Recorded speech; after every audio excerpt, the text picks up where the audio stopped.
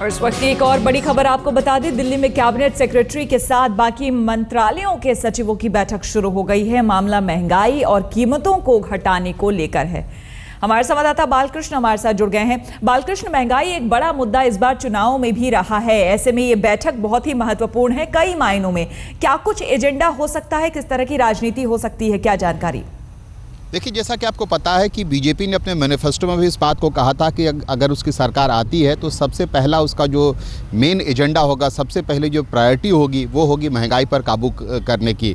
और चिंता की बात यह है कि पिछले अप्रैल में जो महंगाई का आंकड़ा है वो 8.5% से ऊपर पार कर गया। सरकार लगातार कोशिश कर रही है कि महंगाई कम की जा सके ताकि लोगों में फ़ौरन ये संदेश जाए कि ये सरकार के आने के बाद सच में अच्छे दिनों की शुरुआत हुई है। आपको पता है कि इस कैबिनेट सेक्रेटरी की इस बैठक में जो इकोनॉमिक मिनिस्ट्रीज़ हैं उससे संबंधित, यानी कि जो कृषि मंत्रालय है, कॉमर्स मिनिस्ट्री है, एग्रीकल्चर मिनिस्ट्री है, ऐसे मंत्रालयों की सचिवों के साथ कैबिनेट सेक्रेटरी बैठक ले रहे हैं। दो बातें मुख्य होंगी। पहली बात, चर्चा इस बात पर होगी कि अगर मानसून नॉर्मल से कम होता है, जिसकी आशंका है एल नीनो की वजह से, तो सरकार की क्या रणनीति होनी चाहिए। और दूसरी बात यह है कि आने वाले दिनों में मानसून की जगह बारिश के समय में जो फूड ग्रेन्स है उसके ट्रांसपोर्ट को लेकर के उसको उपलब्ध कराने को लेकर के किस तरह की तैयारी की जाए, ताकि जो समस्या आमतौर पर बारिश के दिनों में आती है, बार बार हम ऐसी खबरें देखते हैं कि हज़ारों टन अनाज सड़ गया, उस तरह की दिक्कत नहीं आए, कालाबाजारी को कैसे रोका जा सके, इन्हीं बातों को लेकर के चर्चा होनी है इस बैठक में।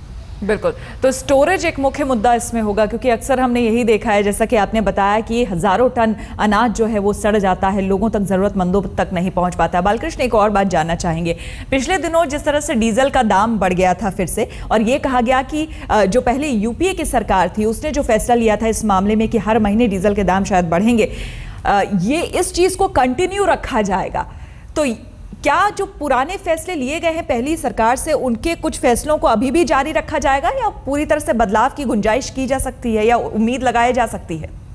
देखिए, डीजल की कीमतों को लेकर पिछली सरकार ने यह फैसला किया था कि धीरे धीरे सरकार सब्सिडी खत्म करने जा रही है डीजल पे, और ये बड़ा एक पॉलिसी डिसीजन था यूपीए सरकार का, जिसका ये कहना था कि डीजल की सब्सिडी धीरे धीरे खत्म कर दी जाए, क्योंकि ऐसा लगता है कि डीजल की सब्सिडी जो है उसे वो ज़रूरतमंद लोगों को उस तरह से फ़ायदा नहीं हो रहा है। और उसके बाद ये फार्मूला बनाया गया था कि हर महीने जो मार्केट प्राइस है और इंटरनेशनल प्राइस है और जो रुपये और डॉलर की कीमत है उसके हिसाब से डीजल की कीमत एडजस्ट होंगी और कीमतें धीरे धीरे बढ़ेंगी उस पॉइंट तक जब तक कि डीजल की सब्सिडी बिल्कुल खत्म नहीं हो जाती। अब बीजेपी की सरकार को ये फैसला करना है कि उस पॉलिसी डिसीजन को वो बदलती है या नहीं। अगर वो पॉलिसी डिसीजन नहीं बदला जाता, अगर ये बदला जाता है तो बहुत बड़ा फैसला होगा। अगर ये नहीं बदला जाता है तो इसी तरह से हम देख सकते हैं कि डीजल की कीमतें धीरे धीरे करके बढ़ती रहेंगी। अगर देखना है कि क्या बीजेपी इस फैसले को उलटती है या नहीं। बिल्कुल, तो हो सकता है कि आज की बैठक से काफी कुछ अहम निकलकर सामने आए। बहुत बहुत शुक्रिया आपका बालकृष्ण, तमाम जानकारी के लिए।